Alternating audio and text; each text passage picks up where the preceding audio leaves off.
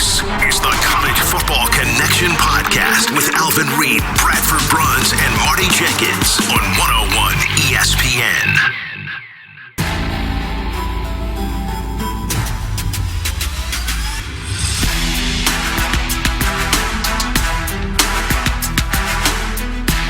Taking it on the road shortly, but in the here and now, more than happy to be with my man Alvin, Reid, and you guys. Welcome back, everyone.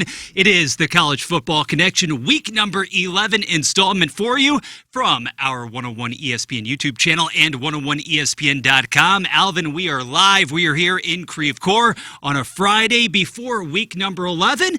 T-minus, let's say 6 or so hours. Your boy will be on the way to mid-Missouri. It is a jam-packed weekend. You know we're talking predominantly Tigers, but a lot of good stuff all the way around on today's slate. Looking dapper, my good man. I appreciate it, sir. I was going to say, last week, I think I had the Jayhawk windbreaker on, but I actually had a suit on last week because I was going to our social homecoming weekend. Yes, sir. Once I got to Lawrence. So I guess we're trying to up our game as the season reaches the more than halfway point. I love that. You have to dress the part. You've got hoops tonight. Maybe we'll sneak a little round ball nugget in at the tail end of the program. Mizzou, SEMO, and your school. We'll get to that down the road just a little bit. But, of course, if you're talking about a 5-pack of games, and today, Alvin, we are on the CFC preview mode. It has to begin in the SEC, and it has to begin at Faurot Field, specifically tomorrow at 2:30 p.m. That is the kickoff, and that will be the time at which we learn whether Mizzou still remains viable and relevant with respect to all of the CFP hopes. Everything is still on the table, in spite of the loss you suffered against Vandy. Very nip and tuck. You nearly came. You were within inches of potentially taking that one to OT. So, with the 2 losses now, going into this matchup against the 3rd-ranked team in the nation, undefeated Texas A&M. Mike Elko, just year number 2 on the job, College Station. We know exactly how well he has performed throughout the week. Eli Drinkwitz, you listen to all the pressers happening there around Memorial Stadium. The utmost respect and reverence for this man, for this program. Texas A&M clearly has more than a few warts of its own, despite the undefeated record. But the reality here is that Missouri will be starting a teenager at quarterback. We knew it was coming, but his first career start in Matt Zollers. And if you don't stay on schedule in this setting, I don't care if it's at home, Alvin, or not, Texas A&M, basically the calling card is that ferocious defense. If you get into obvious passing situations, I look at the number here, Aggies favored by just 6.5 on the road, over under a 48.5. You have to be able to pound that rock and get it out quickly to stay in this one for all 60 minutes. Well, I think it's very important that they had a bye week. No kidding. I think the first few practices of the bye week, I bet you they didn't spend a lot of time on Texas A&M. I think they spent a lot of time on self-scouting their freshman quarterback. And we're looking at you and saying, these are the things that you do that you're not going to be able to do, not only against Texas A&M, but against, the rest of the schedule. I think that worked out beautifully for Missouri, okay? I got live reps. I would have put him against my number 1 defense, at least one full practice. Oh, yeah. I just basically ran not plays designed to defeat Texas A&M, but the plays that you have to make, how to read the blitzes, things like that. I know, but, because when you're scout team, that's one thing. Okay, when it's, live bullets, so to speak, and they're coming, you got to prepare in a different way. And I think it's great that he had that extra week, that first week, just to get it all together. Yeah. How we get out of the huddle, how the play call sequence, all these things. He didn't have to learn that over 3 or 4 days. He had time. So I think that will really help him. He showed he has the arm. I think he showed he had the wit and the chutzpah to pull that off. I will say that when you come into a game in the middle of it, your foe is like, we kind of have an idea what he can do, but we really don't have any idea what he can do. Big time element of surprise. Yes, yeah. exactly. You're learning on the fly. You're adjusting on the fly. We did not expect to see a freshman quarterback in the first half of this game. Oh, that arm? Okay. Yeah, okay. And that arm. Because on the 4th down, which they scored the touchdown on, I think that was arm. I think that literally Vandy kind of had the guy covered, and it was like, you know what? I'm I'm going to lean a little bit to my left because I don't think he can bullet this ball and get it to my right, the end zone, and the flag. Defended that throw to Jude James. Right. I said, like, man, it was spot money on fourth down. And I think, that was one where I said, like, I think Vanderbilt's defensive coordinator and defense said, like, damn, he got some zip on his arm. We found out.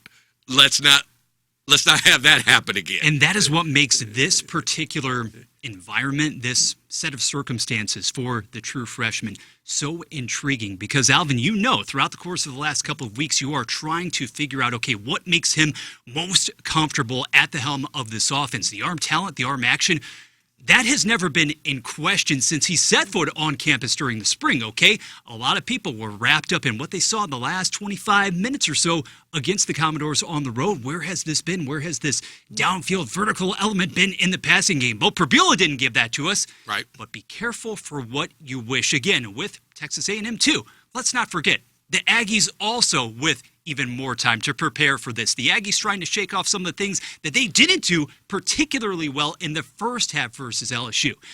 And the push-pull contrast here, or the debate I have internally, if I'm part of Mizzou's coaching staff, specifically on the offensive end of the football, you balance that enticing idea of trying to have a Zollers push the ball down the field, get that momentum going at home with the reality, the stark reality, that Texas A&M, second in sack rate. This team can generate all kinds of pressure, can be able to do all kinds of things up front with just four guys. And the Missouri native and Howell, among others. So the line of scrimmage, as always, but right here, right now, is going to be of such paramount importance because if we think that Caden Green has had some challenges in his year plus on campus, if we think that Keegan Troust, for that matter, has been especially good, he has been sterling on the right side for Mizzou too. Heck, Eli Drinkwitz recently came out and said Troust, the Wake Forest transfer, has arguably been the most consistent guy on the O-line, period.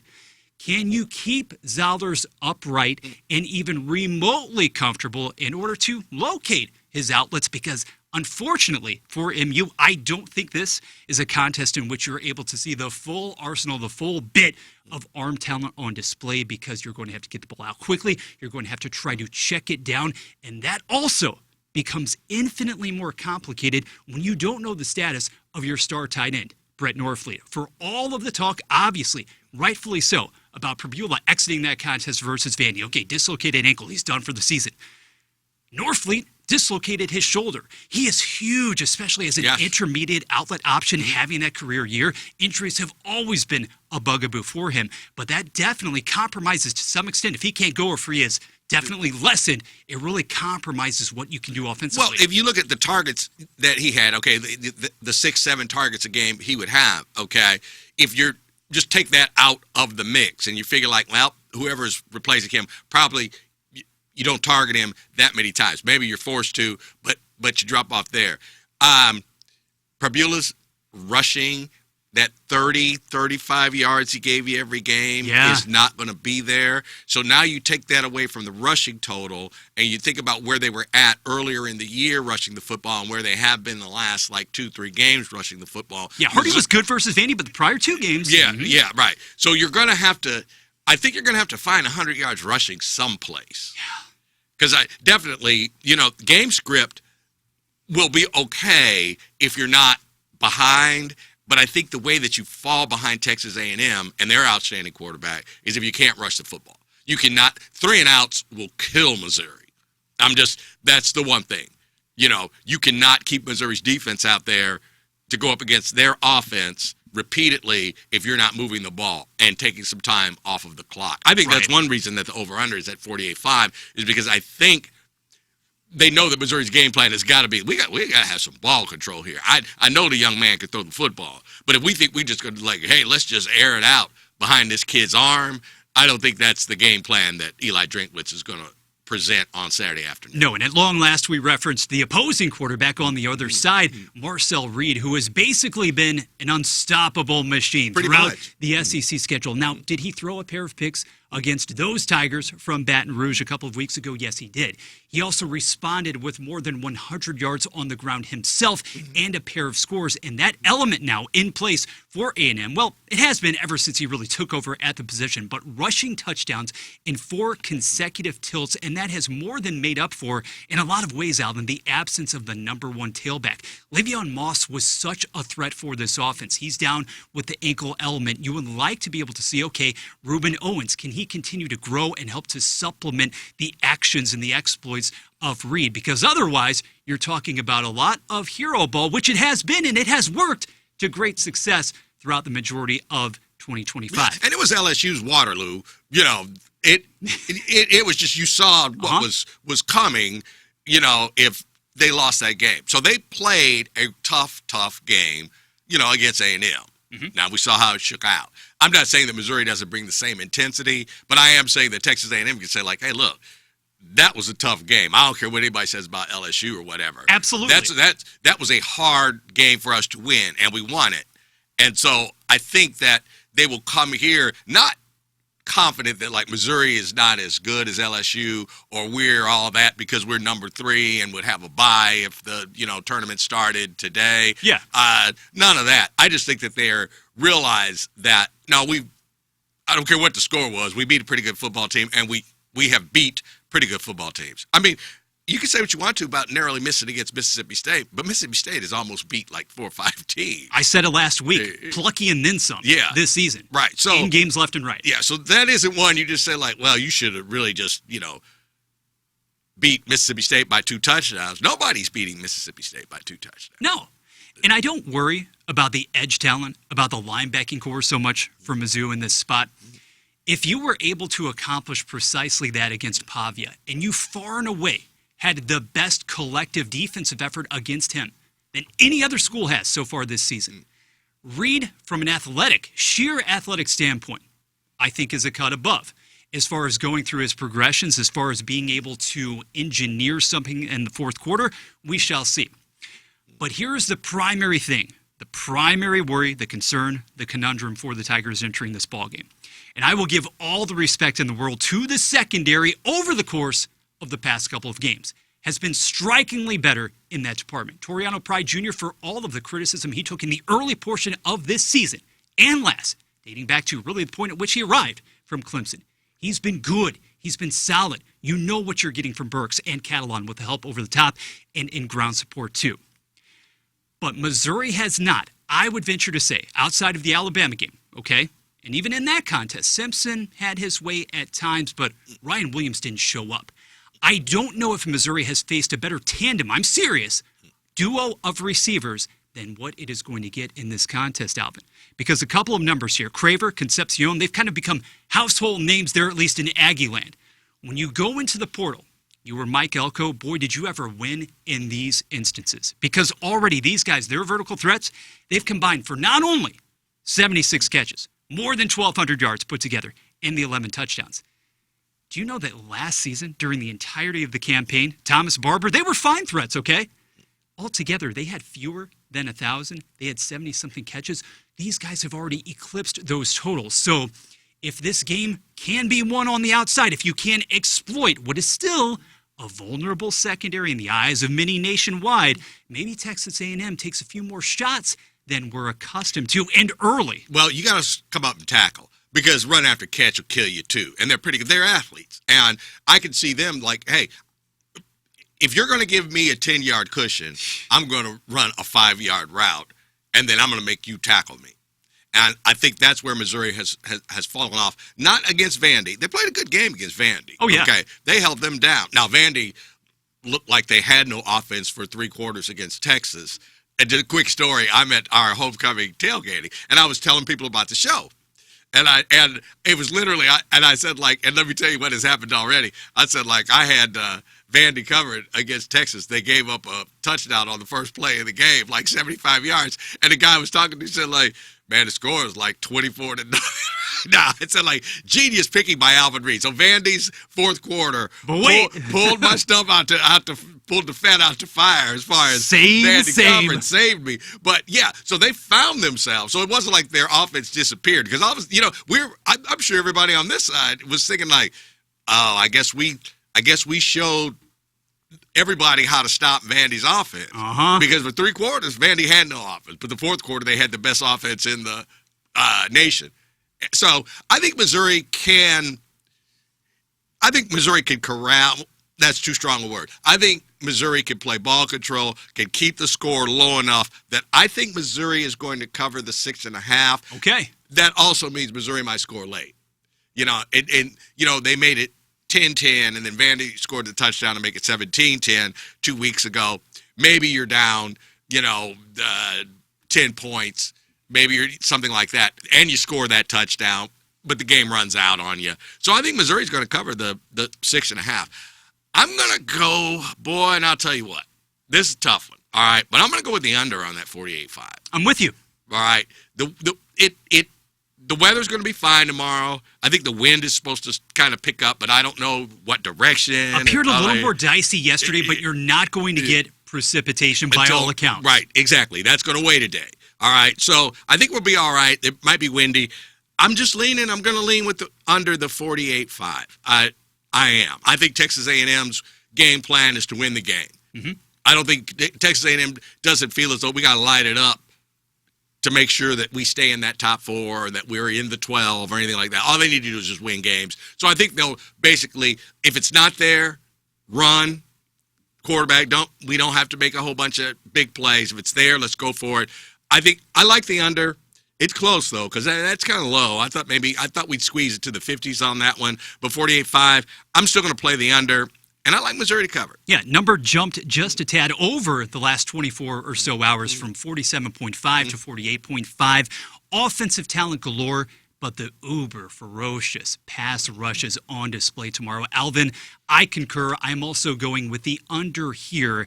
And as far as straight up, I am a little shocked, quite honestly, especially with that narrative with the obvious storyline in the freshman quarterback, regardless of how he appeared in limited action in his college debut. On the road, no less. Texas A&M minus 6.5. Basically, you're asking me, can the Aggies win by a tutty? Now, Missouri very well could, as you had hinted at there, do something in the fourth quarter, put something together late, get into that end zone, make it even tighter. I've been pretty much nails with respect to the Missouri picks so far this season, and I have definitely been pro-Tigers on the matter of going in that direction and with the over-under estimates as well. But in the second half, I worry about Missouri playing from behind, not being able to stay on schedule, and Texas A&M selling out even at different junctures to be able to stop and stuff the run. Because if this isn't an Ahmad Hardy, Jamal Roberts special, right, Missouri is in a world of trouble potentially. The Aggies win by just a touchdown. It stays that way, meaning Texas A&M, somewhat begrudgingly, minus 7.5. And what should be, though, definitely one of the marquee games of this weekend and a very good, very sterling test, albeit one that could result in, for the second consecutive year, not only could you fall to Texas A&M, but that third loss basically spells doom as far as all of the real postseason ambition. Right. Now, and I will say this. We both say that, they bring the heat with 4. They can disguise their coverages. They could be down there saying, let's blitz the hell out this kid and really make him play. Sure. Now, I would be interested to see if, Missouri's got a 3rd and 7 and 9 dudes are lined up, but saying, hey, guess what? Right. Because if we don't get to you, we're going to knock you down. And you're going to get up with some grass stains here, and we'll see where we go from there. I could see Texas A&M maybe trying that, but at the same time, I think they'll probably stay with what they've done and just try to get that front 4 rush and make him read and we'll disguise our defenses. Let's not put him in a situation where, he hits the right guy out in the flat and the guy runs 80 yards against us. Let's play a base defense, but, we'll see what Elko's thinking. prevail by any means necessary. I'm pretty confident in saying this. Marquise Johnson is going to continue to remain unhappy because this is a Kevin Coleman Jr. special underneath. Get it out quickly. Yeah. Another 7 to 10 catches. We'll see what you can do after the catch in the short areas. Moving on, though, elsewhere in the SEC on the College Football Connection, Bradford Bruns and Alvin Reid with you on a Friday morning here in Creve Coeur, Missouri. LSU. Oh, my, the times in Baton Rouge. Speaking of bye weeks. Nice promotion, I guess, for who was the acting athletic director. Not that the previous one had any say in the matter. Wasn't going to have any say as far as hiring the next head coach. But we don't want to put that cart before the horse. Regardless, you do have the interim man in charge, Frank Wilson. He's saying all the right things. He has some additional time here with which to prepare. But the bottom line, Alvin, is that you are traveling to Tuscaloosa. You are an underdog right now by 9.5. A little shocked, frankly. Me too. That we're not moving into double digits. They're over-under of 48.5, moving into, actually, 49.5 for the 6:30 p.m. kickoff at Bryant-Denny Stadium. Ty Simpson continues to be in, really, the upper echelon of the Heisman conversation, and rightfully so. I keep wondering, though, Alvin, for as great as he has been, in so many different respects, this doesn't seem like, irrespective of the number 4 ranking at present, your classic Alabama team insofar as at the line of scrimmage, at the point of attack. When is the ground game going to get moving? When you're talking about an Alabama team that's barely averaging 3.5 yards per carry, that's barely getting over 110 yards per game. I know that Jam Miller, he has been hindered by injuries, but the lack of explosiveness there, the lack of basically oomph as far as getting it done at the point of attack, it gives me a little bit of pause here as to whether Alabama for 4 quarters in a wild card, if ever there were one, situation for LSU is able to physically manhandle the Bayou Bengals. Could be a little tighter than some people are thinking. I think it will be in one. Like, all right, you're going to have maybe your interim coach bump. And I don't want to say that, it's a breath of fresh air for the team because I really don't know how they've felt about Brian Kelly. That's the one thing that we really don't know. Yeah, this guy does seem to live and breathe LSU, though. He's been on campus for 10 years in any event. Right, and played there and all that. Now, also, there was no word leaking out of anybody saying, like, I'm out of here. I was recruited by Brian Kelly. This is the biggest mistake we ever made. I didn't hear that coming from the locker room. Oh, I thought you were getting into the Harold Perkins Jr. faux tweets, all that ridiculous stuff, the fallout. Yeah. Yeah. Don't believe it. So I don't, it's like I don't know where the players are. I really don't. I do feel as though that who has Alabama beat by double digits where they just ran them off, not to say they're the Saban Crimson Tide, but Missouri could have beaten them, okay? There's other teams that could have beaten Alabama. Should have. I'll stick with it. Stick with it until the end of 25. Yeah. So, I'm sorry, 9.5? I know you're playing at home, but I think LSU's got something to play for. I really do. And I think LSU wants to compete in a bowl game. The more wins they could stack, the better bowl game that they would get in. Obviously, they're not going to be in the tournament.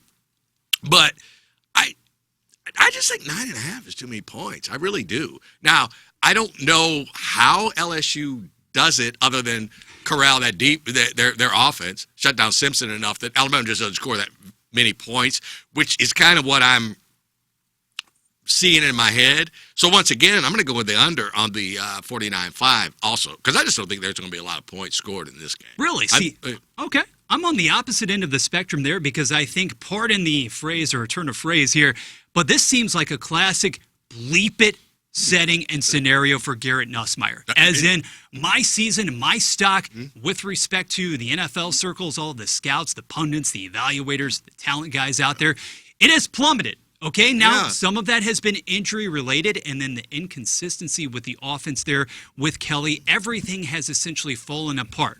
So I'm not saying that as the leader of this team, basically you have to abandon or you're going to jeopardize the team concepts and everything schematically. But if you're playing now as if you essentially have nothing to lose, even as it pertains to your draft stock, at this point you can only go back up because you have definitely slipped in that regard if he's able to do so physically. I foresee a big game here from Garrett Nussmeier because you can test, you can challenge that Alabama secondary over the top. And that's actually why I don't think that figure of 49.5 is nearly high enough, Alvin. I'm going into the mid-50s. All right, because that's an excellent take. Because one thing, I guess, that I'm thinking now after what you just said was that what offensive changes would there be? And I think one would be, look, whatever Brian Kelly had going on with Nussmeier, said, like, let's scrap that. Son, what do you want to do? Where did you find success in past seasons elsewhere that we need to find here? And he might say, like, I like this play. I like these alignments. This is what I would have been doing if I were calling my own plays. Now, we still worry immensely about the offensive line, but that's another subject. Right, and there's the thing is that, like, you can't say, like, look, I would really like to run a whole bunch of, like, 7, step drops, and you guys hold them off of me for 4 seconds so I can play. Who wouldn't? So maybe that's not the game plan, but maybe it is to, like, say, like, hey, let's run some, 3 receiver sets and run some picks and run some plays that aren't just line them up and do this or do that. I'm not the nuances of Brian Kelly's offense. I don't know. All I know is it was ineffective, and it was supposed to be pretty good. So whatever the disconnect was, maybe they said, like, okay, maybe it was too complex. Maybe we kind of, like, reduced the playbook and let this kid, hey, get out here and throw the rock and complete some passes, and let's go. So that was a really good take by you. It could happen, but I still think that LSU would say, like, well, we can't have Alabama running like 70 plays in this game. Sure. Because they will wear us down, and they sooner or later they will get the best of us. I'm still going to go with my under. I'm still going to go with LSU to cover that 9.5. I hear you there. Any way you slice it, that embarrassment, the humiliating display a couple of weeks ago at Tiger Stadium, the crescendo, the wave of boos, serenading Kelly on his way back into the locker room, that was it. The defense, after having been very effective for the bulk of the schedule, Alvin, was equally culpable on that night. Surrendered 49 points. A big reason as to why, again, the uncertain nature still of Whit Weeks, your leading tackler from a year ago, such a stellar presence at the second level of that defense. The points I truly do believe are going to fly in this particular setting. Now, LSU, I'll ride once again with those Tigers plus 9.5 here. But I'm fascinated to see the type of fight that we do get, that we are able to witness, if it is there, if it's in there at all, from LSU down the stretch. Also keep in mind, Bama under Kalen DeBoer at home, 8-2 against the spread as home favorites. That's interesting. That's intriguing. Something else that we obviously have to touch upon of more of that big picture variety. What does all this mean? What about the picture for LSU and that job, all of the different implications, all the different nuances and external peripheral circumstances now surrounding the head job in Baton Rouge moving forward? Well, because I would have said a couple of weeks ago, you have this laundry list, obviously, of blue bloods, right? The cream of the crop. Penn State, Florida, LSU, take your pick. Prior to a couple of weeks ago, given the vast number of resources, the vast amount of money that is consistently contributed from everybody behind the scenes, I probably, Alvin, would have admittedly elevated LSU to the top of my list as far as the most prime platforms and opportunities come the offseason. But now, given the absolute embarrassment, you've got the governor having stepped in for more than a week, saying, okay, the AD at that point in time, not going to be involved in the hiring of the next true head coach. Associate AD gets promoted. You're going to be leading a new process, trying to unearth the new guy. As far as those three schools go, and just the light now the lens through which you view this LSU job, how much different is it than just a couple of weeks ago when Kelly was in place? How does it look to you now, and where does it rank among all of those top jobs as far as the luster and bravado? Well, what happened with the governor was embarrassing. And as some, other officials, ESPN had a story, said, like, it's a clown show down there. I think that would, a coach who has an agent, a coach would say, like, hey, man, that LSU gig is, man, I'd really like that one. And the agent would say, like, we're not going to go there because right now it's not stable enough. One of the things that people overlook, too, is LSU gymnastics program, baseball team. They got like 4 or 5 sports, like other than football. Women's basketball, Kim Mulkey, who swore by the last man. Yeah. It's like, whatever was going on with football didn't have anything to do with the success of the athletic department. Not at all. And the governor, maybe somebody tapped him on the shoulder and said, hey, look, the guy didn't do a very good job of hiring maybe the last 2 football coaches. But nonetheless, cart really got put before the horse kind of thing. So that job, it wouldn't be at the top of my list if a couple of other schools came calling. I don't think Lane Kiffin is going to go to LSU. I don't. I don't care how much they offered him. I don't think he would go there. So you could scratch him off the list. If they called Eli Drinkwitz, I think Eli Drinkwitz might take that job. If they offered it to him, I think he might. Oh, but it's Penn State now. Haven't you read? Haven't you read in the last 2 days? I don't think that's happening. But it's Happy Valley or not? Yeah, right. I didn't make that fit. No. I think he will stay with Southeastern Conference. Bingo. I really would. I mean, why would you go to Big Ten and have to start start all over again, but at least you got a feel for recruiting and all that in the SEC. Also, where's Penn State going to be after this year? Penn State wasn't actually out there losing all them games because, James Franklin was the worst coach in the world. Yeah, so there is a little bit to maybe our expectations at Penn State were a little bit too high. Now, granted, you should have won some of those games. Mm-hmm. And you took Oregon to overtime, and if you won that game, I'd still say if he'd have won that game, I don't think he's fired right now. No. Even after everything that's shaken out. Well, put it this way. If they had beaten Oregon in that game, they would not have gone out to UCLA and lost that game. No, you're not sleepwalking. You're not sleepwalking through that one. No then way. After that, maybe you drop one you shouldn't have dropped, but he'd still have his job. Mm-hmm. So, LSU, third on the list right now.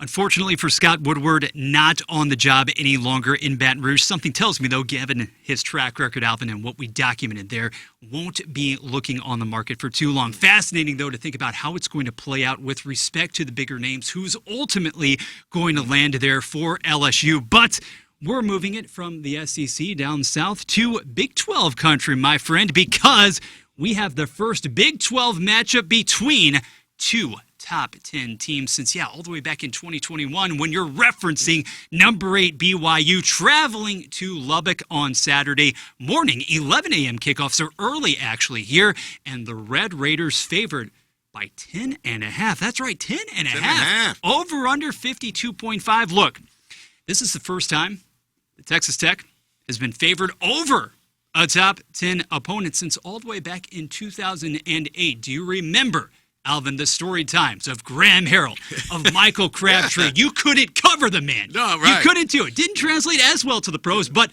we digress. So the Red Raiders here coming in as huge favorites. And the Cougs, for their part, they're saying, okay, we've been in this spot.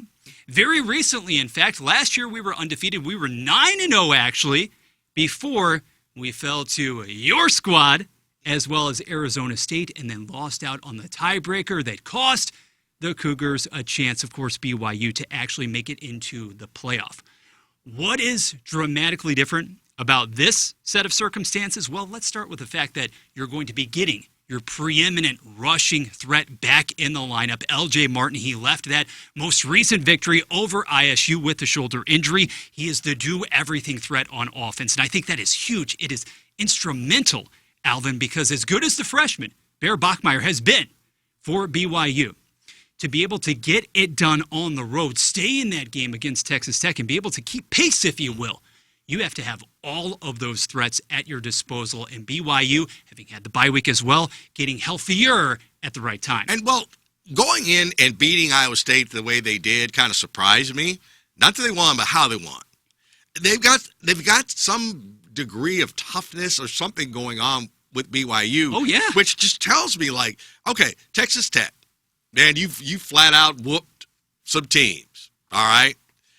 But at the same time, you had your showdown game, and you got handed to you at Arizona State. Now, that was maybe like I said, that was as I had said, I don't think they're going to go undefeated, and that they're ripe to get beat, and they did. Yeah. All right? They have since come back. But in this game, I just see this game being a lot tougher than that. I mean, 10.5, that's a touchdown, a field goal, and then some other kind of score. So basically you're saying, like, man, they're going to either, beat them by 2 touchdowns or more than a touchdown and a field goal. Where's the respect? Where is the respect for BYU? Come on. I agree. Where is the respect? And Texas Tech, for all the throwing to the tortillas and all the, everybody's just crazy mad for Texas Tech football. It's a little flat plain stadium. I mean, I don't think it's anything that's that intimidating. Like I say, you get up on Texas Tech, it's just a place you're playing football. That's all. I like BYU. I'll tell you what, I definitely got to pick BYU to cover because I think BYU could win the football game. Yeah. How could you not pick them to cover if you said, like, no, they could win outright? Are you implying that you can't buy atmosphere in the same way you can buy defensive linemen? There you go. Exactly. Their services. Or there. Yeah, exactly. And I mean, hey, look, best team money can buy in the Big 12. We'll see. Mm-hmm. All right, but Texas Tech has not done anything that has shown me that they are just the best by far team in the Big 12. I mean, you had a certain team down 24-0, and at halftime it was 24-17. Yep. Okay, what happened? And I think that BYU could take advantage of I don't want to say the softness of Texas Tech, but Texas Tech is a nuanced kind of offense there, and I just think that BYU can, if they can get enough pressure on the quarterback, I think they hang, and I think they could, not sneak out with the win. I think they could beat them. 10.5 is too many points. Yeah. Too many points. And it's a balanced offense as well when you're talking about Tech because Cameron Dickey, he's the third leading rusher actually in conference play there in the Big 12 as well. But the playoff selection committee, Alvin, I think informed us on Monday evening, Tuesday evening for that matter, that the way in which the body there in play views currently Texas Tech when it has the true undisputed number one at quarterback is strikingly different. So Baron Morton, when he has been in there, when he has been healthy, and when he has finished contests this year for the Red Raiders, totally different team, totally different look, and by all accounts, he is going to be in that place for this contest. Having said all of that, BYU deserves so much more in the way of respect in this instance. We've talked about the offensive exploits. We've talked about the toughness, the mentality as well. And the head coach has been cultivating that ever since he stepped foot on campus. To be an underdog of 10.5, I don't care that it's on the road.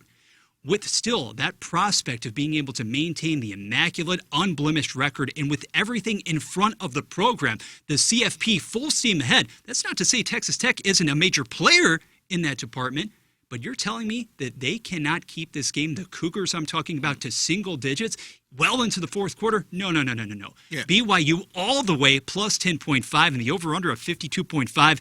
No, thank you. I am absolutely zooming past that one as far as, no, it's not even a consideration.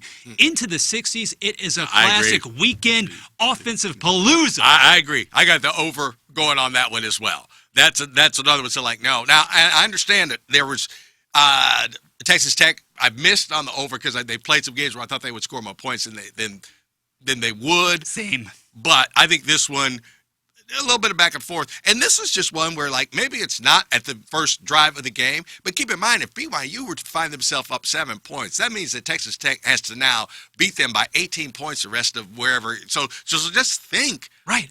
If it's 27-20 at halftime, or 20-13 at halftime, let's put it there, and BYU is winning, think of all the ground that Texas Tech has to make up to cover. Mm-hmm. It's just too many points. It's just too many points. Now, from a game that is sure to feature a lot of firepower, a lot in the way of offensive heroics there, when we're talking about Texas Tech and BYU, to one that could be on the exact opposite end of the spectrum. You know it, Alvin. We're taking the scene to Kinnick Stadium, Iowa City, 2:30 p.m. tomorrow afternoon for number 6 Oregon, favored by just 6.5, because that is due to the fact that the Ducks, Dan Lanning and company, must travel to Iowa.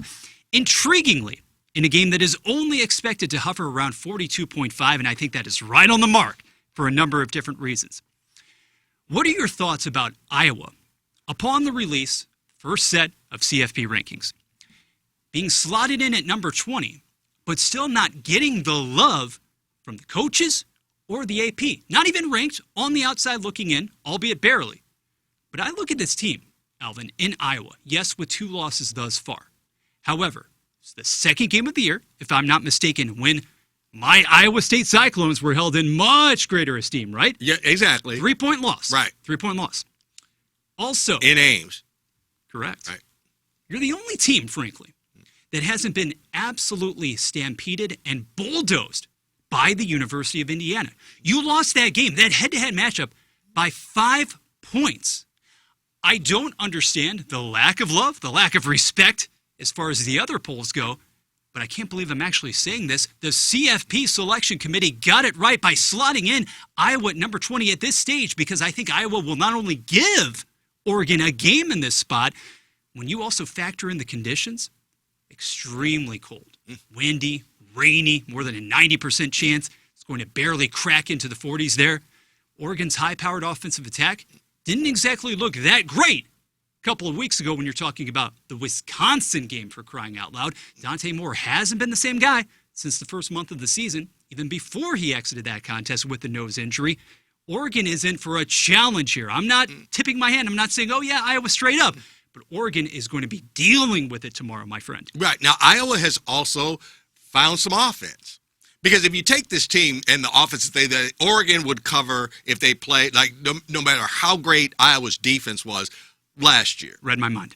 Okay? They had no offense. So Oregon would ultimately cover that. But you got to figure that Iowa's got a little bit more offense going this year. Iowa's point differential, I think, is one that you look at and you say, like, Indiana only got them by 5, but all of Iowa's games are close. Yeah. Now, that could be a good thing or that could be a bad thing. That's what Kirk Ferentz does. Yeah. 20-some on years on. Right. And so you figure, like, 6.5. That means Oregon has to win by a touchdown. And I think that's intriguing. I do. But you touched on it. Where the game is being played, the weather in the game that's being played. Iowa is just a tough place to play. And I think Oregon has not impressed me enough that I just feel like, well, Oregon will score 28 points in this game. I don't know. I can't say that with any kind of confidence whatsoever. The over-under is tough because it's I'm leaving that one alone because it's too low. Oh, yeah. Because think about it. I mean, 42-5. I mean, 23-20. That's an over. And I can't. That's not enough points. So 99% of the time it's an over, but I'm staying away too. I'm staying away on that one. I don't know what this game is going to actually turn out to be. I'm going to go with Iowa. I am. I'm going to go with Iowa to make it a close game because they play close games. I'm like you. I'm not going to go on that diving board and say, like, oh, man, get on that money line with Iowa. Like what you did there, the pun, precipitation, happening galore. I like what you did. I see it. I'm not quite ready to go there, but I think it'll end up being a close game. I really do. And 6.5, I think, is too many. Take Iowa out of the mix. Let's put Oregon in the mix in that Oregon has had trouble at times stopping people, and Oregon has had trouble at times actually putting points on the board. For sure. So Oregon is not that team that I thought they were going to be at the beginning of the season. Mm-hmm. They're not that team that left Happy Valley with an overtime win and looked destined to maybe run the table. Yeah, the momentum hasn't grown. If anything, you've seen more of a stagnant attack. Right, that's a good word, that they've kind of plateaued. Yeah. Now, maybe they bust out of it on Saturday. It rains in Oregon, and it won't be as cold, but they play in some crappy weather up there sometimes. Yes. And by the I'm sure you've got some kids that now they're men, but when they played that the Washington State game, I'm sure they've played a couple of those. And when you play out there, and in the Wackaroo, whatever they call it, which we drove through, by the way, coming back from Seattle. Love it. We're like, and you're out there, and it's like, oh, I see. This is kind of like. It's mountainous, but we're not in the mountains anymore. And you could tell the wind was blowing. It'd be cold. So it is like Oregon just plays and it's 65 degrees every day. Oh, no. So they aren't non-weather tested. But I just don't think they run away from Iowa, and I think I do believe that Iowa can cover the 6.5. And it wasn't exactly beautiful recently against Wisconsin when you were talking about the weather, the condition. Yeah. Oh, I don't know. The fact also that the sophomore Brock Thomas had to come in and kind of save the day for all intents and purposes. And Alvin. They were in Wisconsin for all it's worth is not as bad as they have shown this year. Well, not defensively, but yes, exactly. Right. By the way, did you see they're going to bring the coach back next year? In Fickle we trust. In Fickle we trust. I think we can't get the guy maybe that we wanted because all these other jobs are open. In Fickle we trust for 4 or 5 games, and then it's under review. Yeah, and I told you I feared KU's coach. Now KU, we may not go to a bowl game. Maybe he's not the hot property that he has been. By the way, somebody threw his name out in regard to the one of the jobs. In one of the SEC jobs, but I don't think it was Florida. Yeah, a little scuttlebutt. Maybe it was Florida. Auburn? Yeah. Auburn, maybe? I think, yeah. Also right. there. Because program rebuilder. That's what he's kind of noted for. All right. But anyway, that's an aside. So anyway, Fickle's coming back. So Wisconsin's maybe not as bad as they've shown, especially earlier in the year. So maybe we can look at that. No, Oregon, maybe we thought Oregon was going to beat them by 3 touchdowns, and Wisconsin was just a better team than that. Yeah, you were barely winning. You were up by the score of 7-0, basically midway through the third quarter. You got it done in an ugly fashion. This one is bound to be similarly ugly, but while I loved the point you made about the Hawkeyes offense, and it has been better this season, no doubt about it. There's no other way to slice it. When you move from 88th and then you actually elevate your program to 66th when it comes to offensive EPA, what I still worry about, though, irrespective of the weather, and you know the possessions, everything's going to be at a premium there, you still need to be able to execute some splash plays, and that's still where I don't necessarily believe in Iowa. Hey, don't get me wrong. The offense in year one without Caleb Johnson in the backfield making all the plays, basically the second best back in the entire nation last season behind Ashton Genty.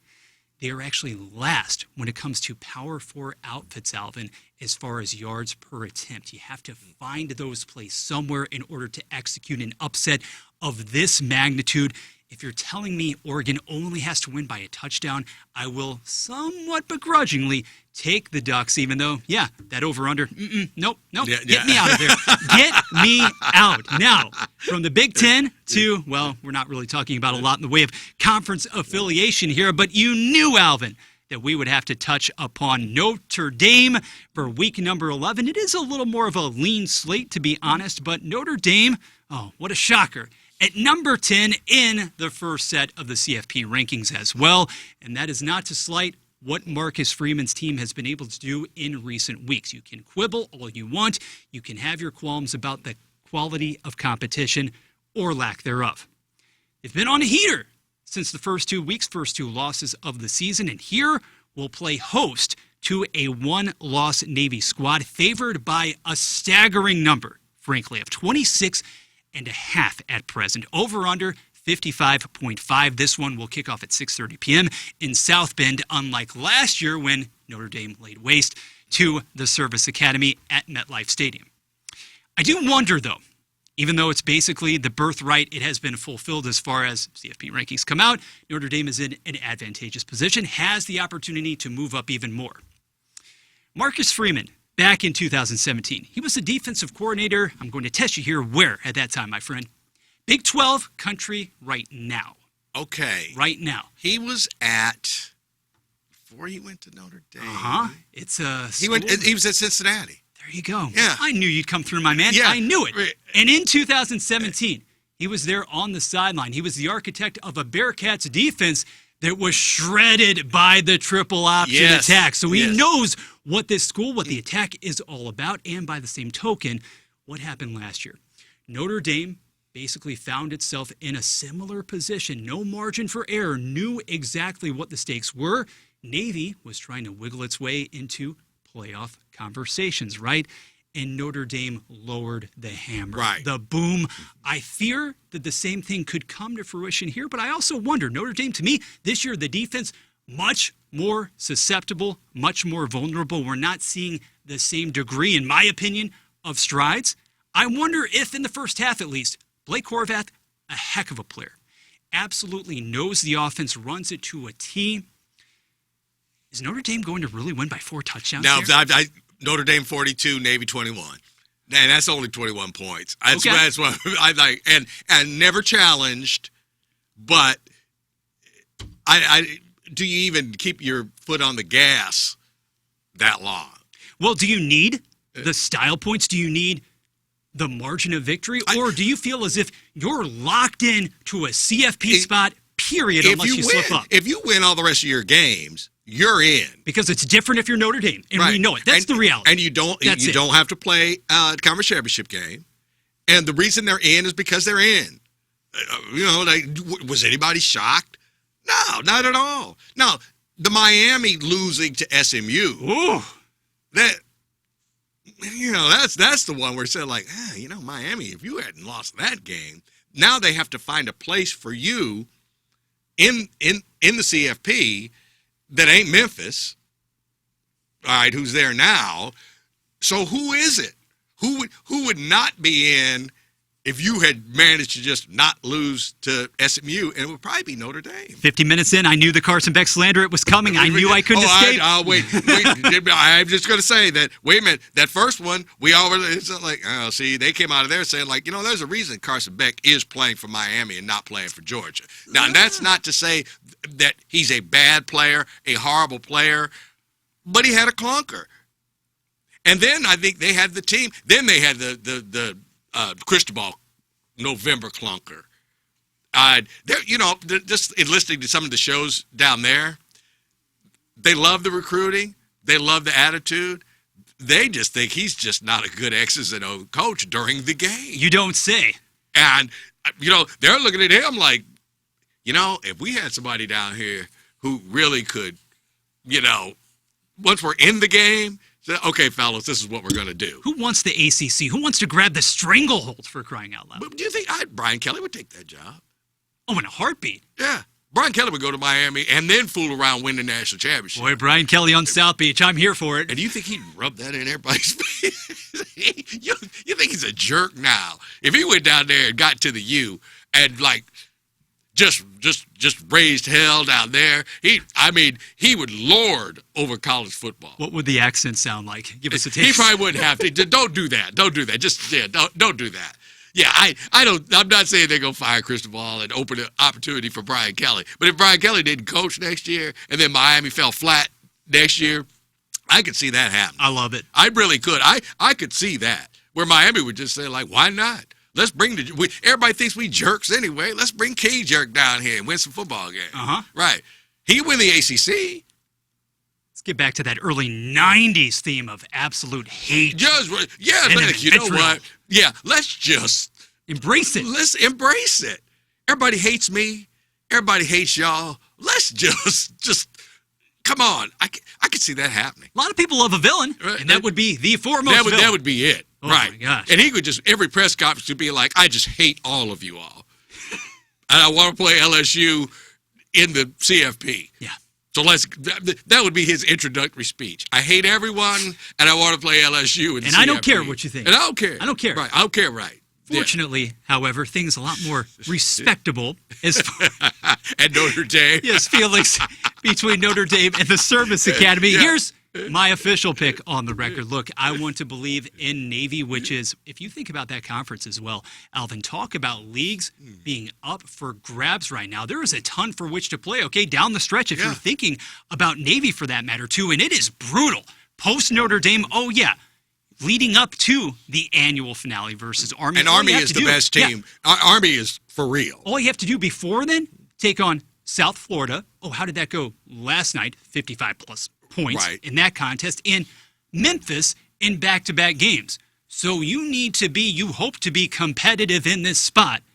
But to me, I feel as if Notre Dame, from an offensive perspective, is an absolute locomotive right now. And it didn't take long to figure out that the catalyst, the engine that makes you run, literally and figuratively, give that young man from St. Louis the football. Jeremiah Love, now up very quickly for that matter, to 11 touchdowns. And let's just take stock of the last 4 games alone, okay? Because it really started against Boise State. He had the 16 totes. He had 103 yards. He kept it going versus NC State with another pair of tutties. And then USC, back on October the 18th. Oh, my goodness gracious. In a spot you had to have. You gave it to your best player 24 times, 228 yards popped off, and had 5 additional catches coming out of the backfield, too. That tandem is as lethal as we have ever seen it between Love and Price, for that matter. And CJ Carr, he's eating well, for that matter, too, when you're talking about 16 TDs to 4 interceptions. The freshman, Alvin,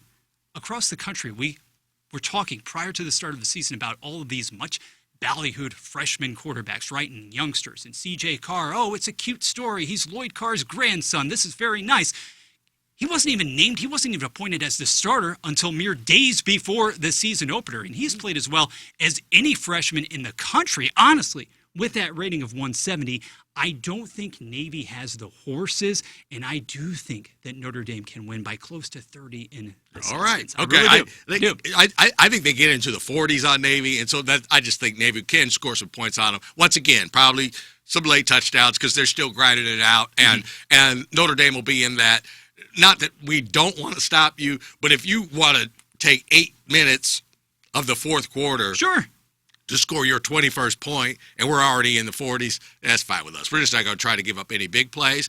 I had mentioned in my column Jeremiah Love's performance last week, and you touched on one thing. He had 4 receptions for 30 yards as well. Yes. That draft stock is going up. Mm-hmm. And they found, hey, how about we give him the ball a lot?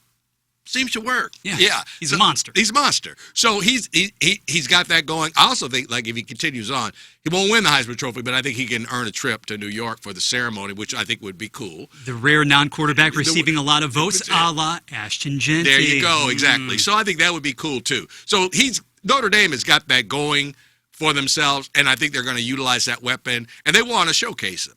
But I just don't think they shut out Navy. Now, that'll be my thing, is if Navy can't get any offense going, then Notre Dame will win by 27, 28 more points.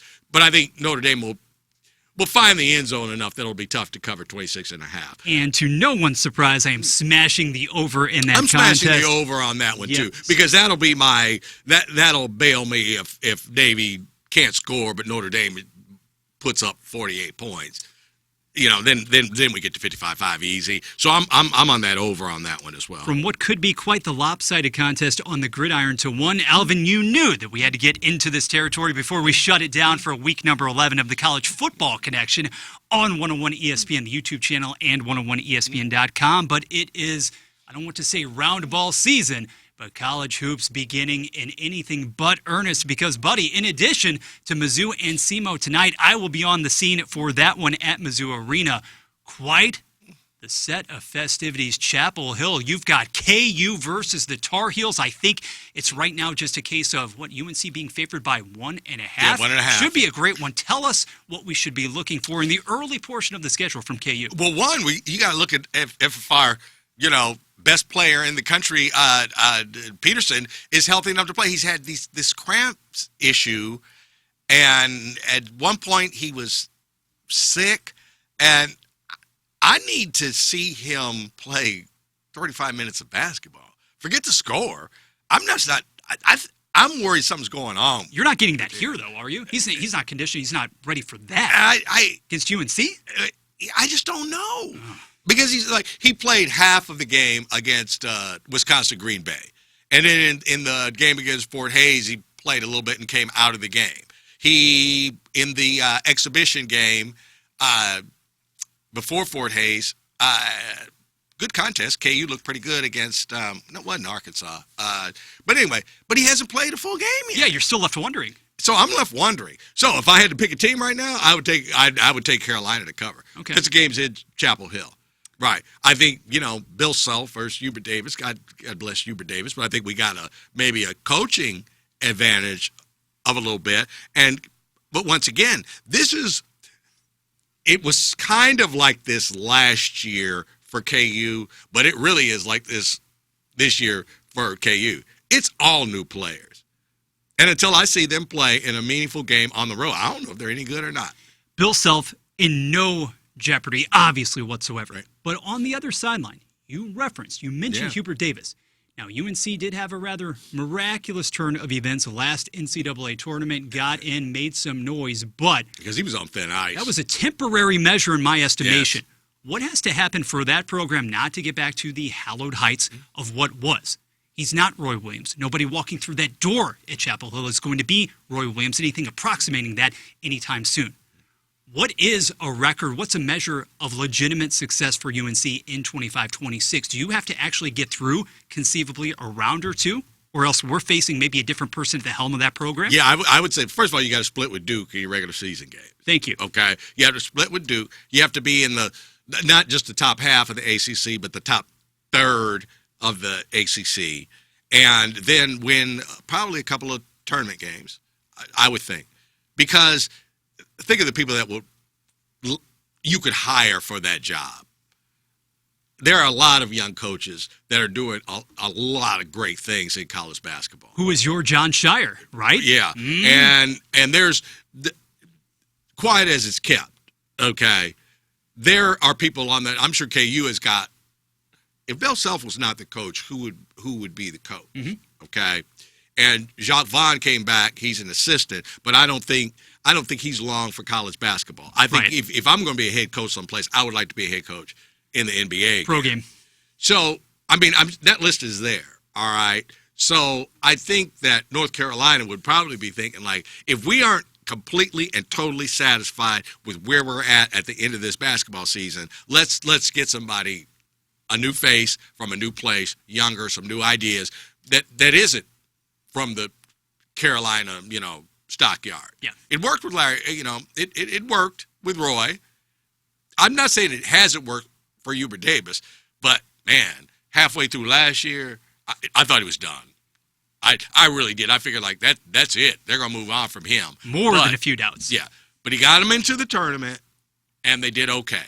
So Love sprinkling a little bit of round ball in with you as well. We'll do more and more of that as the college hoops season progresses. But right here, right now, we are into November. We are into week number 11. So next weekend, we'll see where all of the local squads and nationally what that picture represents only on the College Football Connection. It's kind of hard to believe that, like, the game was November 1st, last Saturday, November. Now, Missouri didn't play. But it was sort of like, because the weather has been just so whatever, that it was hard to believe that it was November. Yeah, pretty awesome here today. Yeah, tomorrow, right. who knows? Who knows, right. But finally it's going to, like, kind of blow into town here at the beginning of the week. But it was hard to believe that it was November 1st. And now a sizable portion of the college football season had passed. The CFP comes out. You looked at it, and there were no real shockers in that CFP. No. The way things have set up, the CFP, I don't want to say had an easy job, but they also had BYU playing Texas Tech the following week. And they know that Notre Dame has, wherever they're at, if they went out and only had 2 losses, we would not have to look at them like they're a pariah and the only reason they're in the Final 12 is because they're Notre Dame, especially if Texas A&M. If Texas A&M were to be undefeated going into the SEC championship game, yes, then Notre Dame could say, like, look, when we played Miami, they were Miami. And even if they weren't, they beat us, on down there. Yeah. All right. And with no shame in losing to Texas A&M. So, they've got a spot for Notre Dame without upsetting anybody. Indiana and Ohio State, I think the explanation as to why they put Ohio State, because they have more big play or whatever, and they were explaining all this. Just say Ohio State is the defending champion until somebody knocks them off. That's why they're number 1. Indiana could be number 1, but Ohio State is there because they're the defending champion. That's all they needed to say. Brand recognition above everything. Yeah. We could say the same thing about Texas, and who knows where the Longhorns will be in a couple of short weeks, too, if you're talking about conference record. So much to be able to shake out. If Texas gets into the CFP, I'm going to find some money someplace to bet against them. I'm telling you, if they get into the CFP, it's going to blow up in the CFP's face. Okay. Because they're going to say, like, that's what you got for putting Texas in there. Because Texas is going to have to play somebody good. And, they look at them like, oh, no, Arch. The only reason you here is everybody knows why. Yeah, scuffling against some of these teams they have and giving up. Vandy showed a lot of fortitude and whatnot, but Texas, what you doing? Defense, what are you doing? Yeah. Arch was the least of the problems in the second half of that ball game. Oh, exactly. Defense, where are you? Where are you? And Vandy almost recovered the onside kick. If they recovered the onside kick and scored a touchdown, then Steve Sarkisian might get the LSU job because he wouldn't have a job. I watched that sequence play out in the studio over on 101. Oh my goodness, that was something to behold. Tomorrow, actually, quick note for you programming-wise as well, Texas Tech and BYU. We've spent a lot of time actually talking about that contest on this installment of the CFC. That will be on 101 ESPN at 11 o'clock. But for Alvin, Reid, for Marty Jenkins, my name is Bradford Bruns. Wherever you are out there in the Gateway City or otherwise, enjoy week number 11 across the land. Good luck to you as well. Have a remainder of your weekend that is fantastic. And until next time, we will catch you later. Thanks for listening to the College Football Connection podcast on 101 ESPN.